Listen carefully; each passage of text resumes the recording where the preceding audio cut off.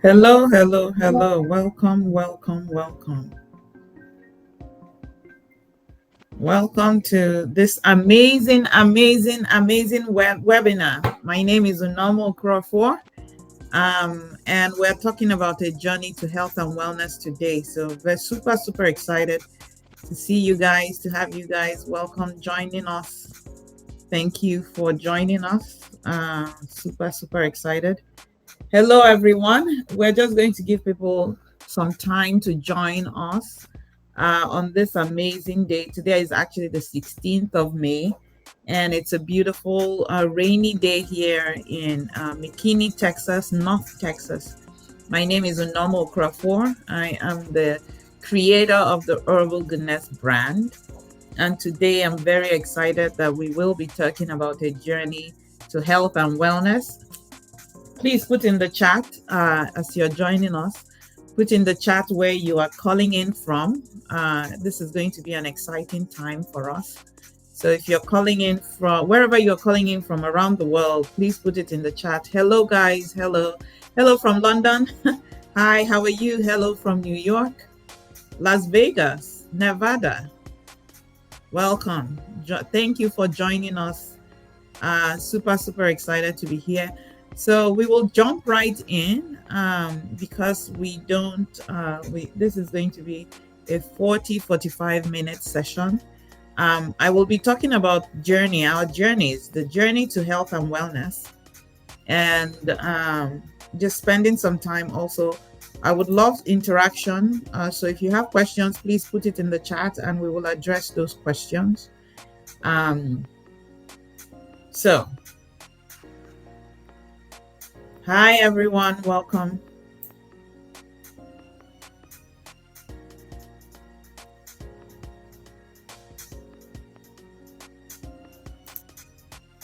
Hello, hello, hello.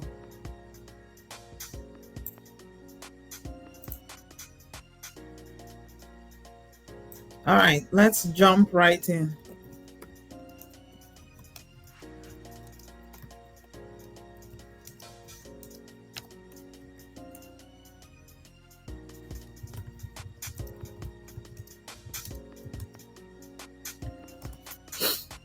All right.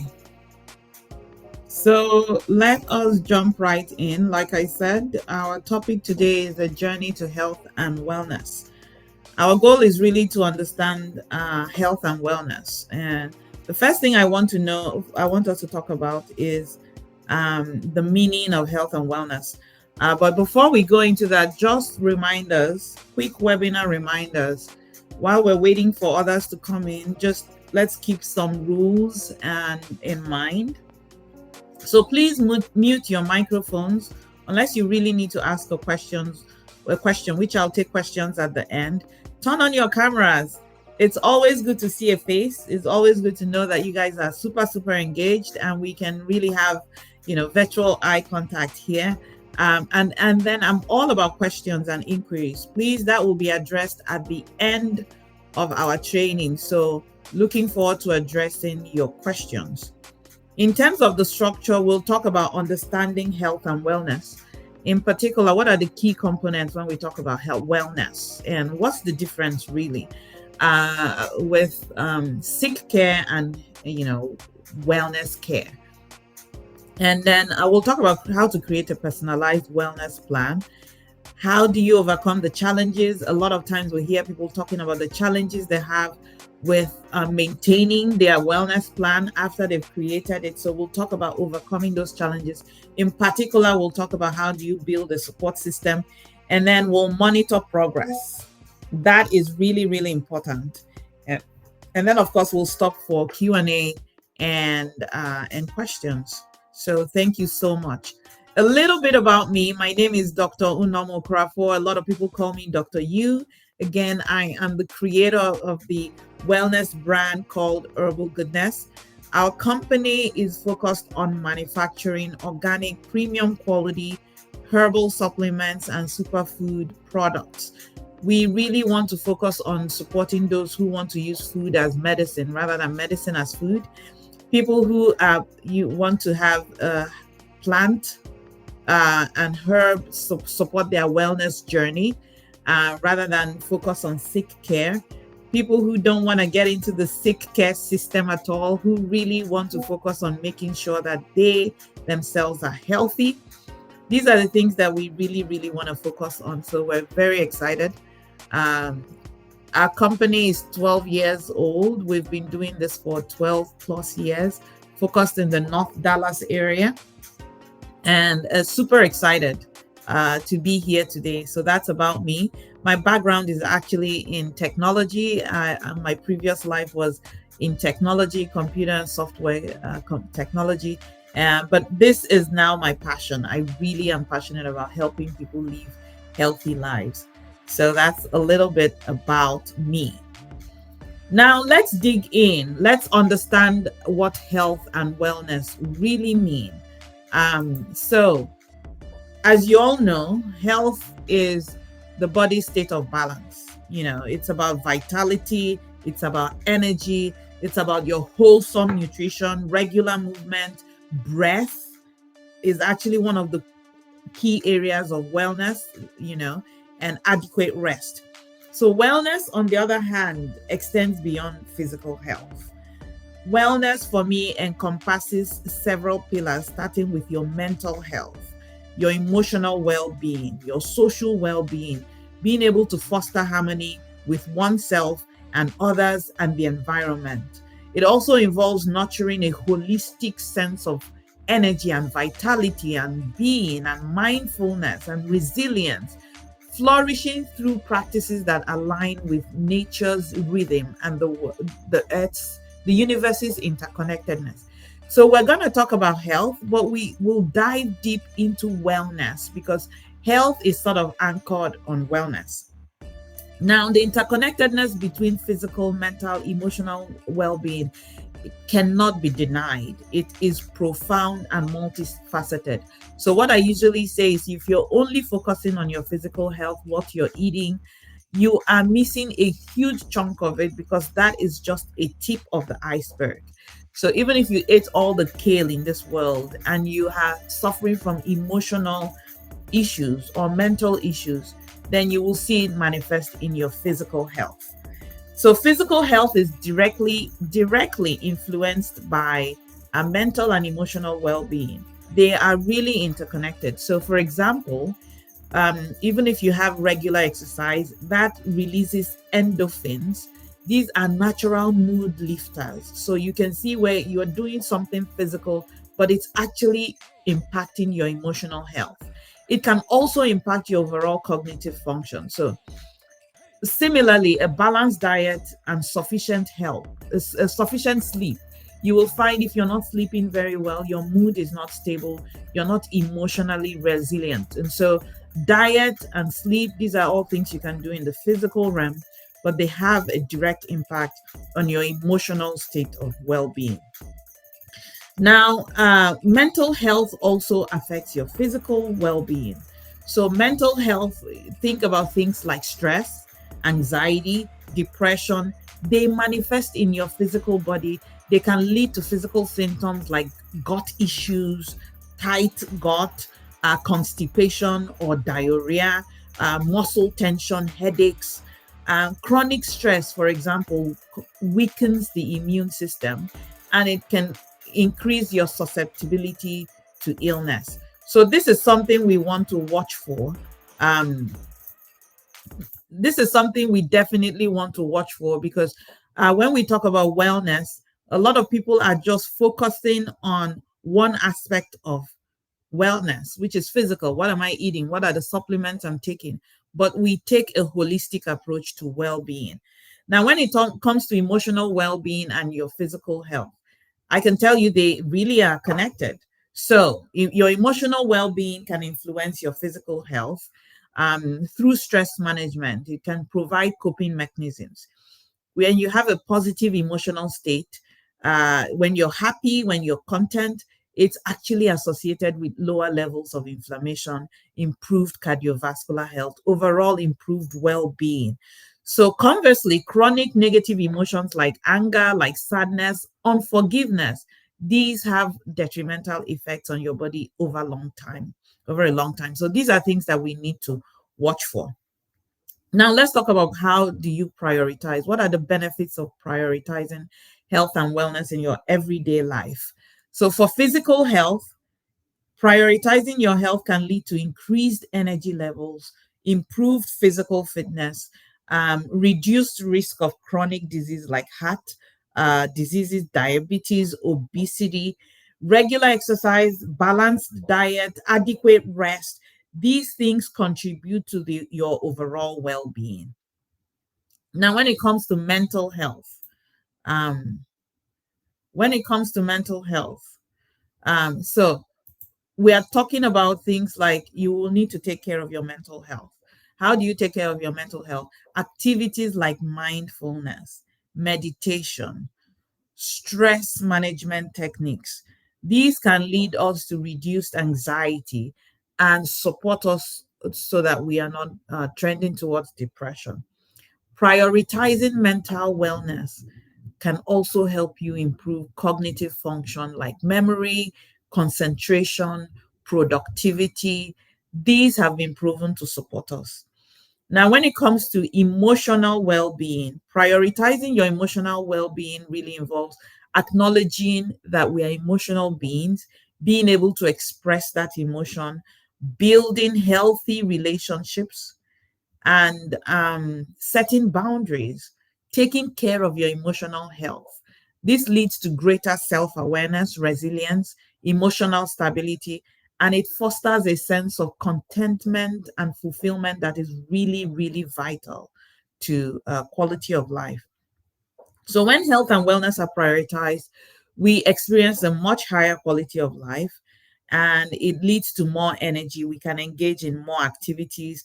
We experience better relationships. We feel happy. We have a greater sense of purpose and satisfaction in life. And research also suggests that when we prioritize our health and wellness, we tend to live longer, we live happier, healthier lives. So, by adopting these healthy habits and behaviors like regular exercise, um, like nutrition, eating well, like reducing our stress, like prioritizing our emotional health, we tend to increase our lifespan and we have higher quality of life, especially in our later years.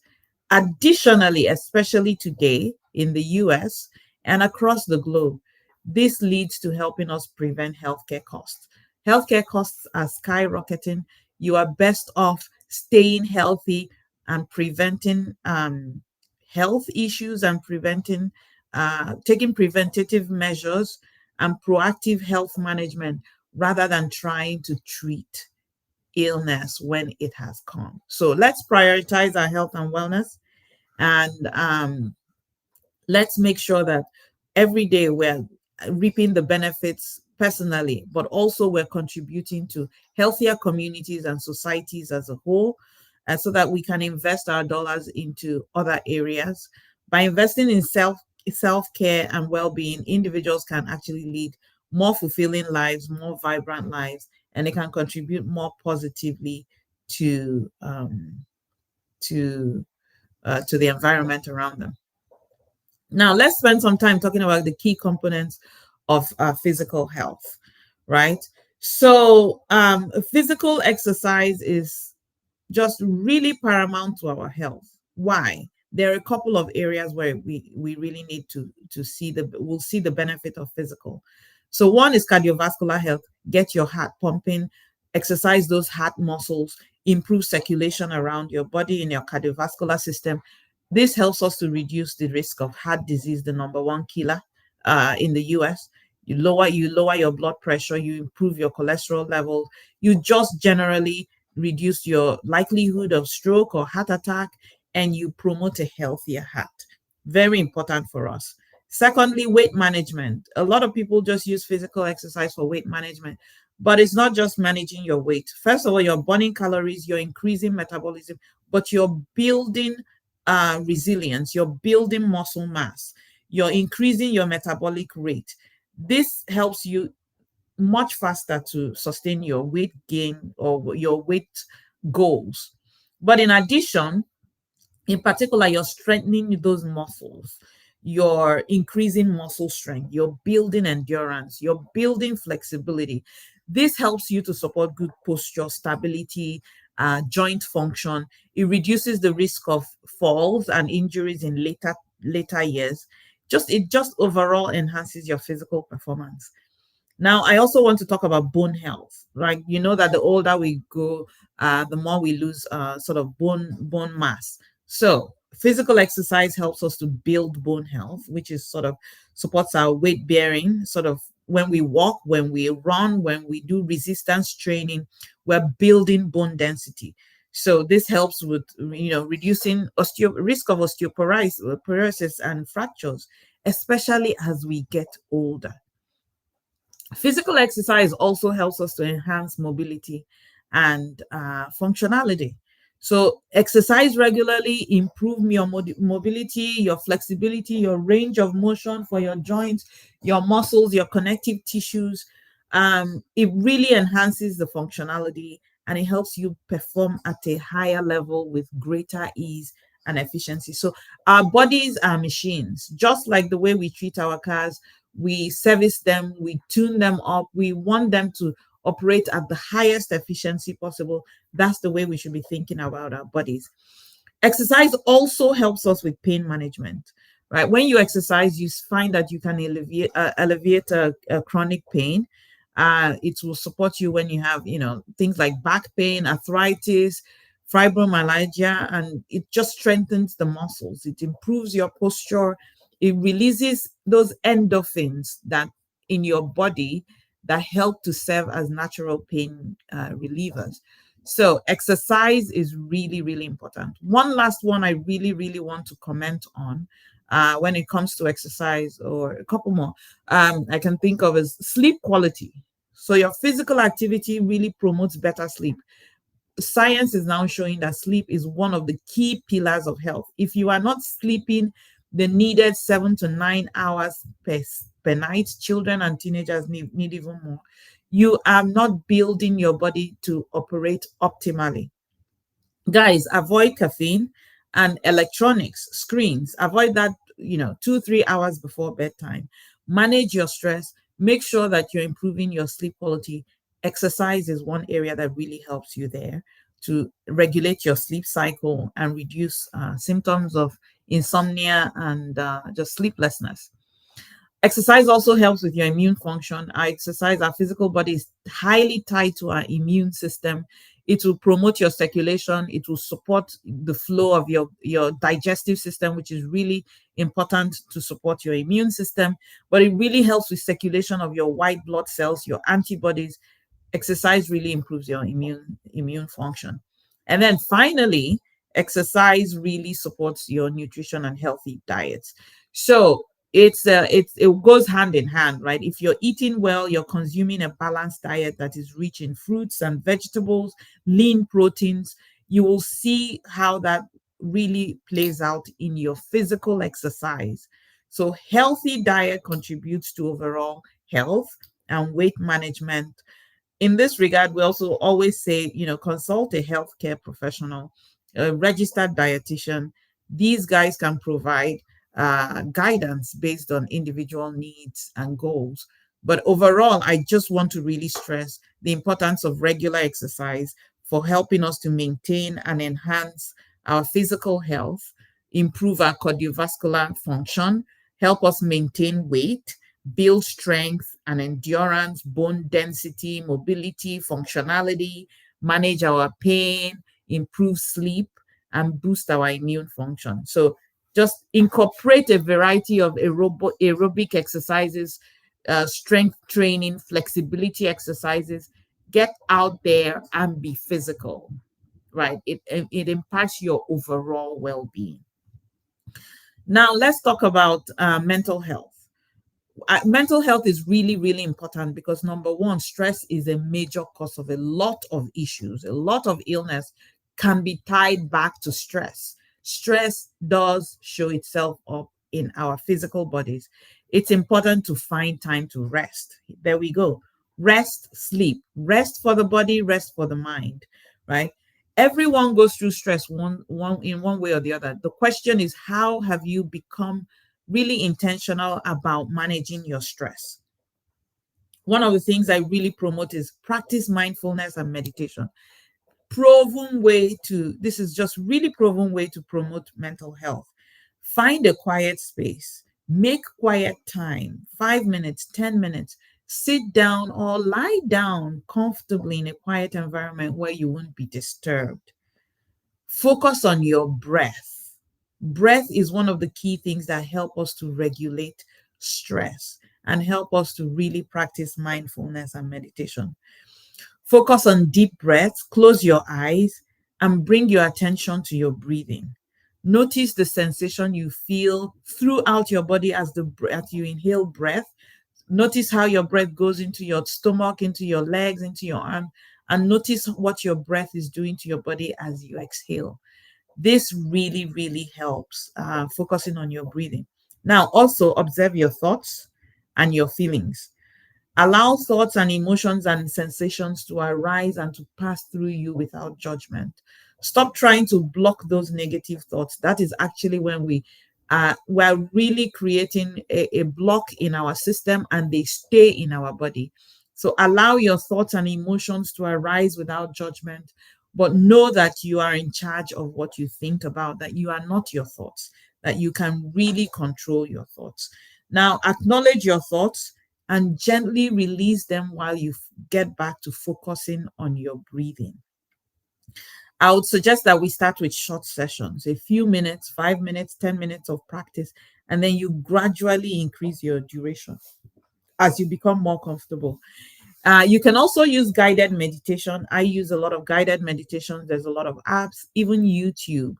There's a lot of ways that we can find guides online or in person. The main thing is practice it regularly. My aim for you is to aim for daily practice, build consistency, and you will start to reap the benefits of mindfulness and meditation over time. Again, remember, be patient and kind to yourself. These things take time to form, but approach this practice with patience and self compassion for yourself.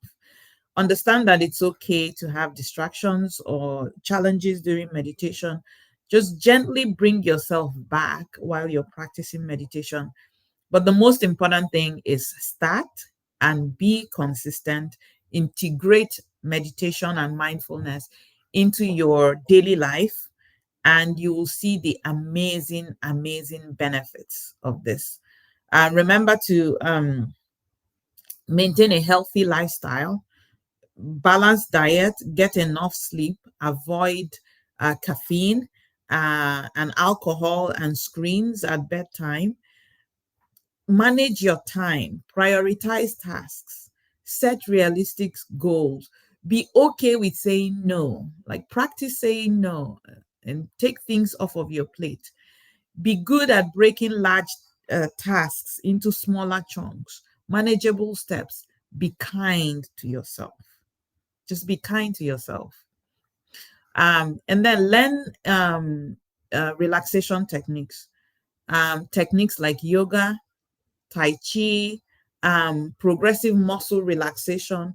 These things help you to unwind and reduce stress. Finally, I want to throw in hobbies and enjoyable activities. A lot of people just fill their time with work, work, work. They don't stop to think about, what do I really enjoy? What is the thing that makes me happy? So I would encourage us to engage in activities that you really enjoy, to take your mind off of stress and promote a feeling of happiness and fulfillment. For me, it takes the form of taking walks in nature, green. For me, water, being around water and water bodies really, really make me happy. Going to the park where there's a lot of people running around, taking a walk. These are things that help me. These are enjoyable activities. Reading a really inspiring book, going to an inspiring conference, a workshop. These are the things that really, really help me personally. So I would encourage you to think about what helps you. Remember the importance of mindfulness and relaxation. It helps you to reduce stress. It improves mental clarity. It enhances cognitive function. It helps promote better sleep. Really, practicing mindfulness cultivates self-awareness, which is so important to helping us understand how to respond to situations rather than react impulsively. So if you're somebody who reacts impulsively, key into mindfulness and meditation. Regular relaxation techniques, deep breathing, meditation. These things can also lower your blood pressure and boost your immune system, contributing to, your long-term physical health objectives. So ultimately, incorporating mindfulness and relaxation into our daily lives really leads to a more balanced and more fulfilling existence for us. Again, let me stop here and say, please seek support and help when you need it. Seek support from friends, from family, from trained professionals, from coaches. These guys provide invaluable advice, just great perspective. They provide guidance and comfort, especially during challenging times. They provide support. When you ask for support, it's not a sign of weakness, it actually is a sign of strength. So I want us to remember that. Now, let's talk about emotional health. So please put your questions in the chat because we are ready to take questions.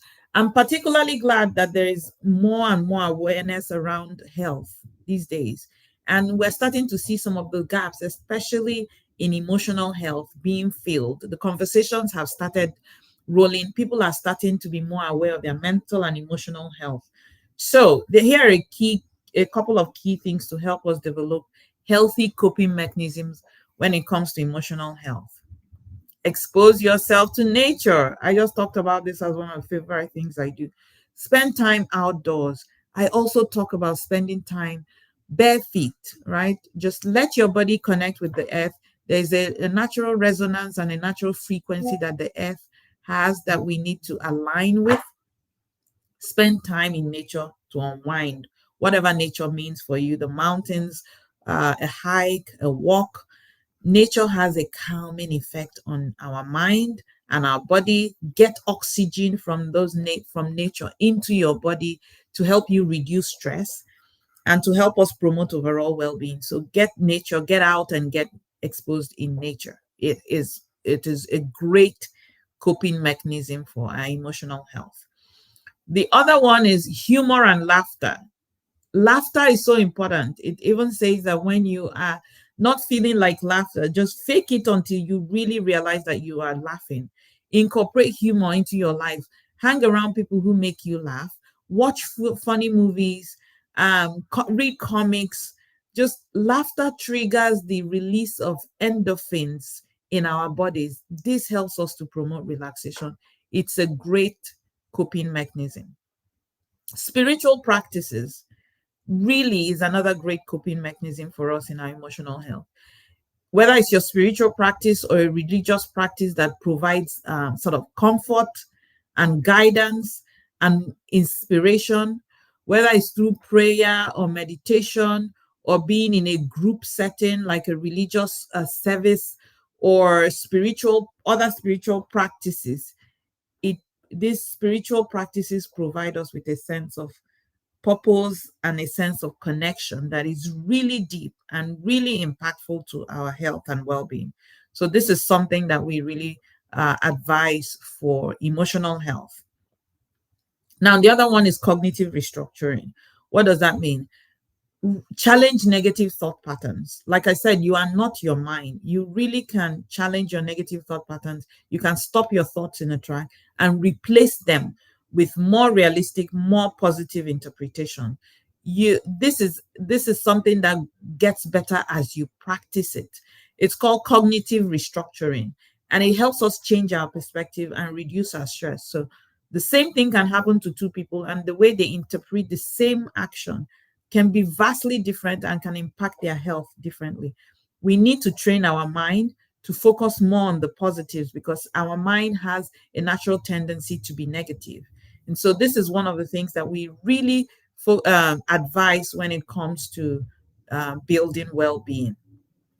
Now, another one I like to focus on is learning and growing, right? The mind is born to grow. We are born to grow. If we're not growing, we're dying. And learning and growing has been shown to be one of the key pillars of happiness. So embrace opportunities for personal and professional development. It is healthy for you to keep growing. Engage in innovative and learning activities. Set goals that can foster a sense of accomplishment and resilience when it comes to challenges, whether it's learning a new tool, whether it's understanding AI, whether it's reading a new book, whether it's learning how to speak better. Learn and grow, and you will find that you are a much more fulfilled person in life. Couple more. Cultivate positive relationships. Why? Positive relationships involve you being not just around people that you can talk and talk, but become a better listener. Cultivate showing empathy. Start working on your gratitude, an attitude of gratitude and expressing gratitude. Become somebody who's trustworthy for yourself. Believe that what you say, you will do it for yourself. And then invest time and energy into nurturing really healthy connections. So it's about mutual respect, support, and understanding. I really want to key in on the practice of keeping gratitude journal. This is something that has helped me immensely. This is the one practice that has helped me immensely. I'm amazed at the impact. Something as simple as spending 3 to 5 minutes a day, writing down your thoughts and your feelings, and expressing gratitude written. It helps us to gain insight and to process those emotions. So, gratitude journaling can provide that safe space for self expression and reflection. And it is a phenomenal strategy for building emotional health. Finally, practice self care and compassion, guys. Treat yourself with kindness. Be good to yourself. Be kind to yourself. Be understanding to yourself when you're going through difficult times.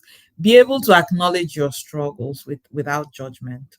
Offer yourself the same compassion you would offer to give a friend. Allow yourself to drop some balls or to pull balls off of your table.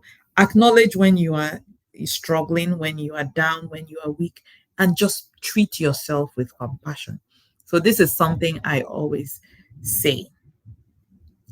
Now, real quick, I think I have to go a little bit faster. The time is running on us here. I wanted to finish in 30 minutes so that we can take questions.